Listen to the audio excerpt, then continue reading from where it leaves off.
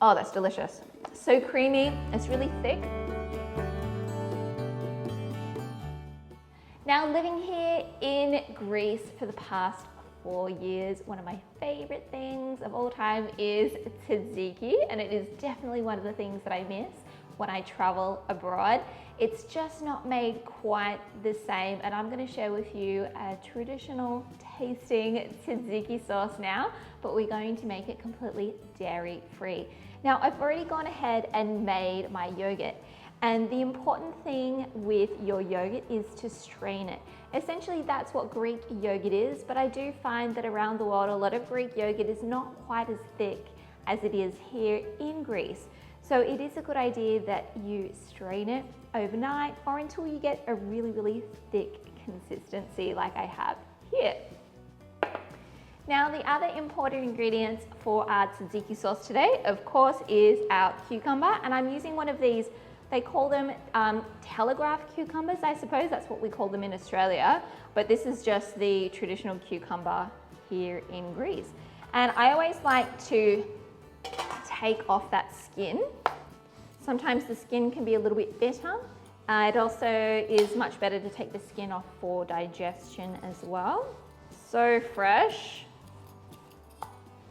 And we're just going to grate on the large grater into a nice big bowl. And I'm using this whole cucumber. Now, all the quantities of each ingredient you can adjust to your taste. This is just the way that I like to make my tzatziki sauce. Now, to our grated cucumber, I'm going to be adding some salt, probably about half a teaspoon of salt. And this is going to draw out more moisture as well. So I'm just going to give that a mix. And I'm transferring this into a sieve, and I've just put a nut milk bag that's going to help me squeeze out that excess moisture. So I'm just going to put all of this cucumber in here and just give it some time to start drawing out that liquid. Now, while our cucumber is draining, we can start preparing all our remaining ingredients. So I've just pulled out a bigger bowl just so it's easier for us. We've got our nice thick Greek yogurt that we made earlier. Now, it wouldn't be a tzatziki sauce without garlic. Now, you can use as much or as little garlic as you like. I always like to start off with 1 clove and then just give it a taste and see how you like it if you feel you need a little bit more. I'm just mincing my garlic quite fine.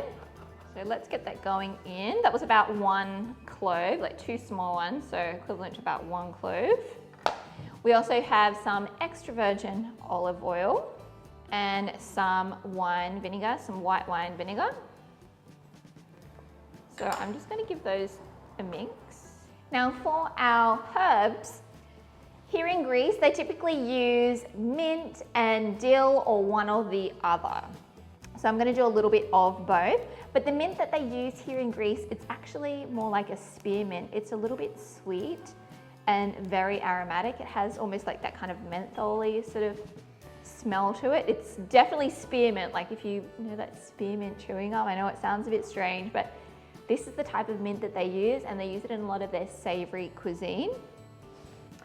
And dill is used in so many dishes here in Greece, so I'm definitely going to put both of those in there, and I love dill. So you just want to chop that nice and fine. And again, you can add as much or as little as you would like of those ingredients. Now, just going back to our cucumber. So I want to have nice clean hands. I've just washed my hands. We're going to squeeze out that excess moisture. See how much liquid is coming out? So it is really important.